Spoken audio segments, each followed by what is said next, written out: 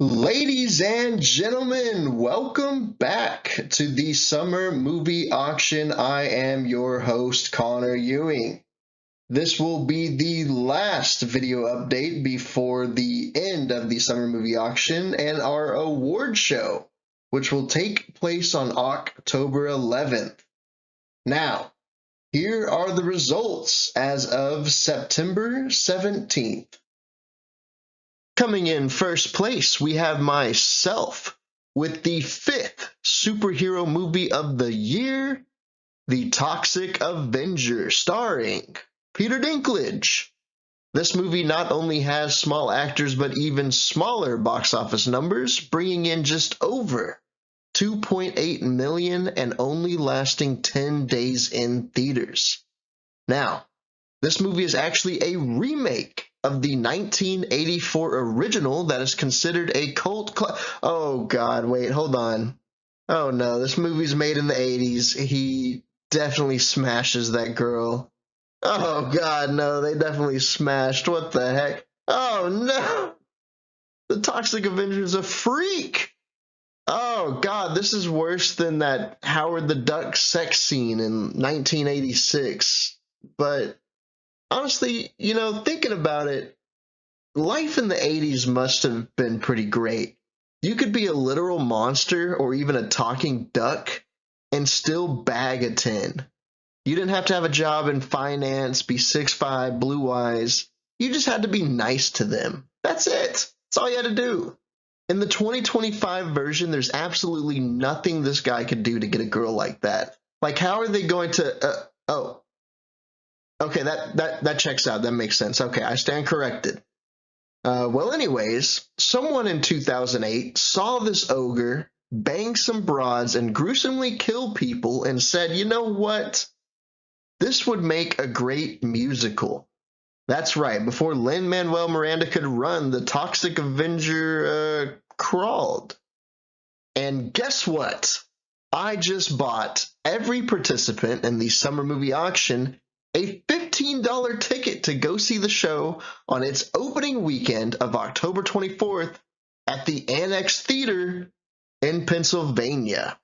The only thing you guys have to pay for is airfare, hotel, rental cars, Uber, food. It's practically a free trip. Unfortunately, I will not be able to join you as I already have big plans on October 25th, as I will be attending one of the largest events of the year. That's right. It's the one you've all been waiting for, and I have a sneak peek for y'all. I keep getting asked about permission to fish at this wonderful pond here. Yes, you're welcome to come fish it. I give you permission, but come to my event on October 25th. Bring a dollar bill, shake my hand, donate to Big Brother Big Sisters nonprofit organization. I'll give you a fishing pole, shake your hand, come to the pond, we'll fish, we'll drink a cold beer together. That's right. I have Written permission from Trey Taylor, Crew Tractor, to go fishing out on his private property. I plan on driving there soon, so I'll have to Hit the road, dude. However, A man just called me and warned me that there are speed traps set up by state troopers that are ready to pull over any Trey Taylor supporters and lock 'em up. But I'm going to have to risk it for this one. This brings my grand total above 882.9 million. Coming in second place, we have Devin with his movie. Wait, hold on. Are you serious? Well, okay. My apologies. Devin is actually not second place.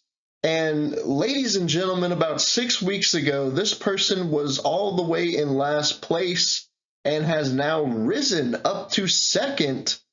It's Kay, who is dominating the final stretch of the Summer Movie Auction with her spooky movie trio that includes Weapons, Freakier Friday, ooh, so freaky, and coming out of its opening weekend swinging, Conjuring, The Last Rites, which brought in over 84 million on its opening weekend. and is now currently above 138.2 million after 14 days in theaters. Weapons has also been shooting down Devin's hopes and dreams of second place, as it is now above 148.4 million, and Freakier Friday is over 91.7 million, both after 41 days in theaters. Now, Weapons had a lot of hype because of Jordan Peele, and not because Jordan Peele was involved in this movie, but because Jordan Peele was not involved in this movie. In 2023, Jordan Peele and his company, Monkey Paw Productions, lost a bidding war to buy the production rights of the movie from the writer, creator, and eventual director of the film, who is one of the whitest guys you will ever see.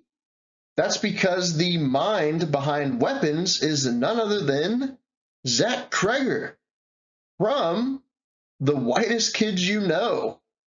Apparently, Jordan Peele was so upset on the lost bid for this movie, he fired the two most whitest guys on his team. These two guys were senior executives of Monkey Paw Productions and have worked with Peele since 2012, which is the early days of the Key and Peele show. But not anymore. Look at these guys. They deserve to be fired. A deal between two white people is the most easiest thing to accomplish. Just a handshake and, okay, maybe it's not so easy nowadays, but they still deserve to be fired. Zach Cregger did issue a statement in regards to the two executives getting fired over the loss of his movie, and here's what he had to say. Now you fucked up. You have fucked up now. Now you fucked up. Now you fucked up. Now you fucked up. Now you fucked up. Now you fucked up. Now you have fucked up. Jordan Peele, who so happens to be the reincarnation of Martin Luther King Jr., had this to say. I have a dream that one day I will be able to make a successful movie with the whitest of man, but sadly that is not today. Wow. 60 years later, and it's still not that day. What a shame. But this brings K's total above 647.7 million and seemingly ending Devin's chance at second place. Coming in third place, we have Devin with his Hollywood superstar that you all know and love. It's the Mosasaurus, whose performance in Jurassic World was recently discussed by a fellow co-star in a viral interview as seen here. So, Titanosaurus or Mosasaurus? Mosasaurus. Mosasaurus or Dilophosaurus? Mosasaurus. Mosasaurus or Quetzalcoatlus? Mosasaurus. Mosasaurus or Spinosaurus? Spinosaurus. Wait, his name's pronounced Mosasaurus? What the heck? And Scarlett, how are you going to pick the Spinosaurus over Mosasaurus? The Spinosaurus doesn't even have a Dr. Pepper deal. The Mosasaurus and myself were disappointed by the ranking, and the Mosasaurus went on to denounce Scarlett Johansson on the Joe Rogan podcast. Now, both sides are lawyering up and are making defamation claims against one another. Miss Johansson is also accusing the Mosasaurus of sexual harassment on set, while the Mosasaurus has claimed she flirted with him first. The Mosasaurus has also began his Jurassic comeback tour, in which nothing bad will happen. The Mosasaurus is well known for these tours where he will debate college students and defend his beliefs of dinosaur rights, his support of fossil fuels, climate change is a hoax, and that every egg is sacred and should not be scrambled. The Mosasaurus... okay, stop, guys. I can't keep talking about Mosasaurus, Mosasaurus, whatever. I refuse. I can't do it anymore. I'm starting to get Mosasaurus notifications on my phone now. This is a real notification I got. This has gone too far. And if I have to talk about this damn fossil one more time, I'm going to fucking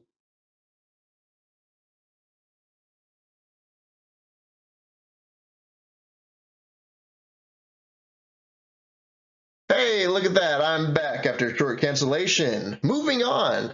Devin also had Caught Stealing that came out in theaters and had an opening weekend of 7.8 million. And after 21 days in theaters is now above 18.2 million. The tagline of this movie is 2 Russians, 2 Jews, and a Puerto Rican walk into a bar. Hilarious. However, the description of the movie goes as this. Hank Thompson was a high school baseball phenom who can't play anymore, but everything else is going okay.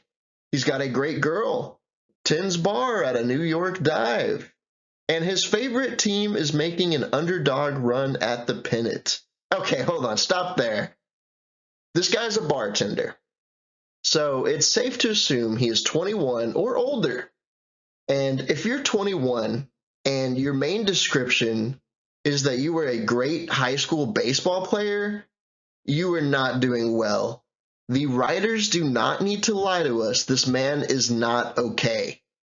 If anybody hears me introduce myself by going, "Hi, I'm Connor. I was a high school robotics phenom. Put me down. I've hit rock bottom. Tell me to look at the flowers and send me on my way."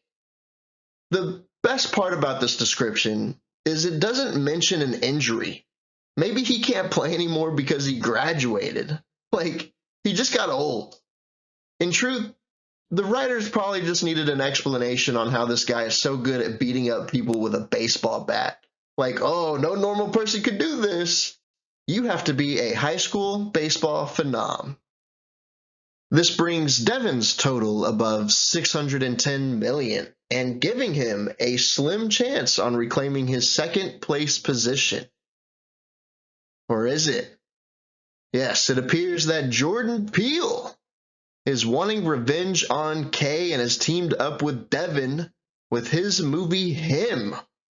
And it looks like they also brought in Leonardo DiCaprio as backup, leaving Devin's fate now in the hands of these 2 movies.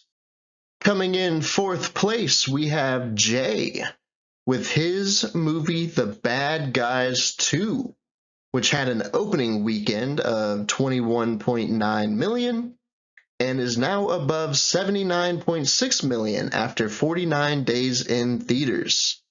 This movie has officially overtaken my movie, Elio.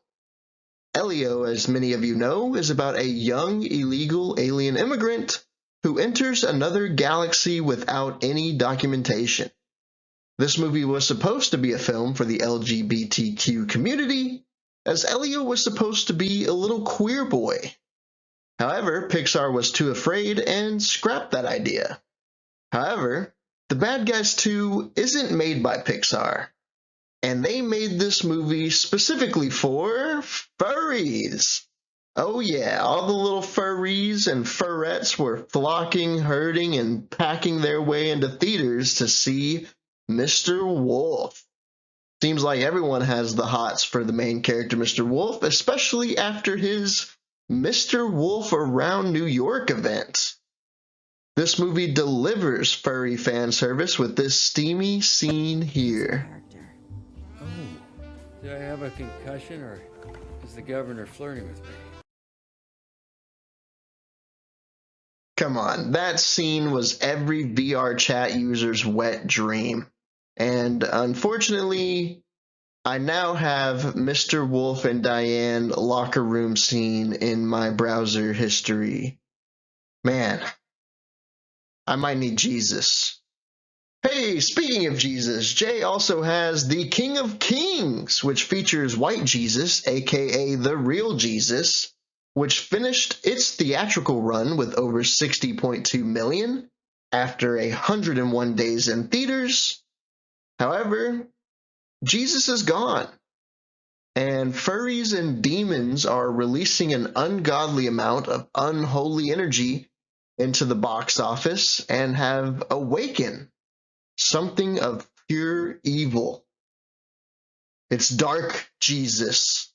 This false prophet claiming to be the light of the world has emerged with $4.3 million after 14 days in theaters. This unholy entity is supported by none other than Kay, who is seen here absorbing the dark energy in a cultist temple. Now, thousands of years ago, believe it or not, Jay and Kay were actually friends. However, the two of them are now mortal enemies over their disagreements on which Jesus is the true King of Kings. The battle between White Jesus and Dark Jesus has only just begun. So far, it appears Jay is working hard on holding it down for White Jesus by performing his saintly duties of spreading the wonderful word of White Christ. This leaves Jay with a box office total above $552.3 million. Coming in fifth place, we have Mary-Kate with her movie Lilo and Stitch, which is currently at $423.7 million, making it the number 2 movie of the year, and is still in some theaters despite already being released on Disney+. In an attempt to take the first place title, Lilo and Stitch was re-released over Labor Day weekend, going from 55 theaters to over 2,400 theaters. This saw a daily revenue increase of over 3,000%, but despite this big push, Lilo and Stitch could still not catch the Minecraft movie, but is now less than $200,000 away. Man, you know the mouse is pissed about this one. Mary-Kate has also recently had some bad luck as her movie Clica, which is about a small-town Mexican-American musician, has been deported from its theatrical release schedule of this year, and instead, Clica will release in January of next year once it receives its green card. This brings Clica to a total of $0 for the 2025 summer movie auction. This box office drought for Mary-Kate does not only apply to immigrants, but to everyday hardworking Americans such as Sydney Sweeney,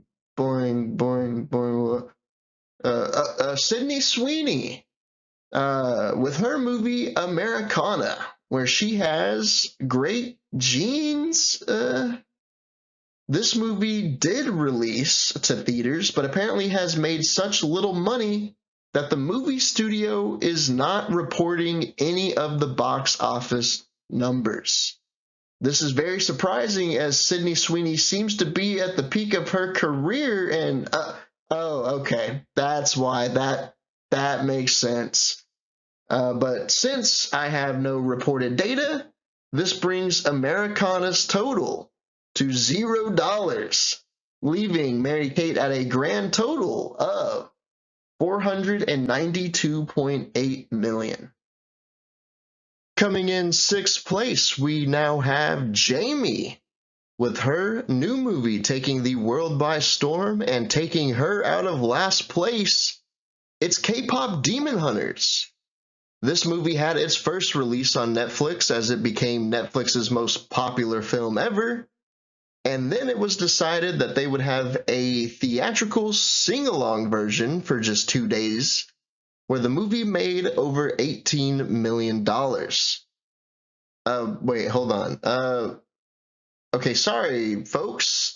Jamie actually has Demon Slayer Kimetsu no blah blah blah Infinity Castle, which is different than Demon Hunters. This movie is not Netflix's biggest movie, but instead is the biggest domestic box office opening an anime movie has seen, bringing in $70.6 million, and after 7 days in theaters is above $87.4 million. This movie's opening weekend in the United States made almost 2 times more than this movie made in Japan, as they only saw $37.1 million their opening weekend. Not sure if currency exchanges have anything to do with this, but suck it, Japan, we number one. With this movie assumably about slaying demons, it appears that Jamie has chosen to oppose Kay in the fight between white and dark Jesus. This may seem shocking to most that Jamie would choose Jay over Kay, especially since Jamie always falsely accuses Saint Jay of bullying her. Well, Saint Jay, or as I like to call him, Saint Jaius, struggled with the difficult task of convincing Jamie to choose his side over Kay's, and it took him years to finally bring her to the light. Just kidding. It took one trip to the gas station to convince her to join his side. But anyways, Demon Slayer now brings Jamie out of last place and is now at a total above $434.4 million. Coming in 7th place, we now have Flip, who has given up his mischievous ways in heaven and is now enjoying a more simple and quiet life of practicing magic. Flip has been unconcerned and unbothered by the holy warfare that is brewing between white and dark Jesus, warfare that will surely have more casualties than Flip's movie, Warfare, which was in theaters for 56 days and made over $26 million. Since this movie has left theaters, Flip has no interest in returning to his violent ways and is refusing to join in on the fighting, especially with friends on both sides of the fray. Flip has drafted a statement of neutrality and delivered it with such elegance and gravitas that Flip is well known for. Here is what he had to say. I'm neutral, guys. Wow. What a bold statement, so brave. However, God and white Jesus are displeased by Flip's lack of support in the war effort and even more mad about his lack of support on social media. If Flip could just reshare this post in support of white Jesus, the war would be over. There would be no fighting. This would end it all. Instead, Jesus has now lost all of his patience with Flip, and when he returned home from a 6-month tour in Afghanistan, hell, he was in hell, he has decided now to send Flip there. That's right, currently Flip is in hell, where he's kind of having a blast and regularly golfs with demons. His banishment from heaven, but acceptance into hell, has finally convinced him into choosing a side and joining Dark Jesus' unholy crusade. In doing so, this gives Kay a crucial number in her fight as she prepares to serve Jay death. I'm also contractually obligated to inform you that Flip is still at $361 million, leaving him in last place of the summer movie auction. Ladies and gentlemen, as you know, the award show is approaching soon, so prepare those acceptance speeches, because everyone is nominated for every award category. And you may be asking, what are the categories? Well, that's a good question. Anyways, here are the final movies. Coming soon to theaters. What if I say no? Think of it as a gift from the gods. But don't listen. So what are you willing to sacrifice?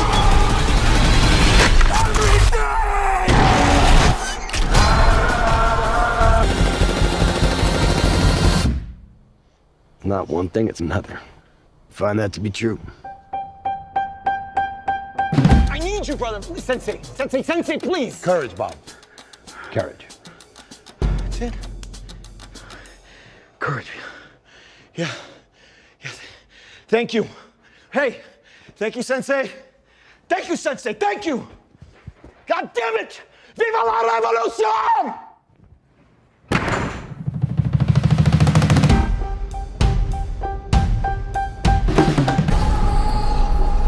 But it's been going on for years.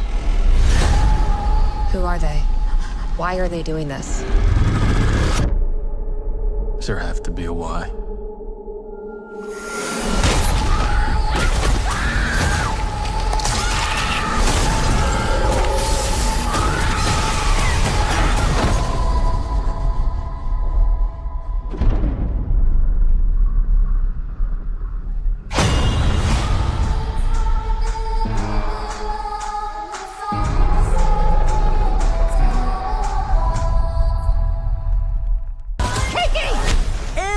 Looks like Cakey got fakey. Here we go. Marlena, bring me my yoga mat. Oh, pulling out the wishbone. You are really trying to destroy the universe right now, aren't you?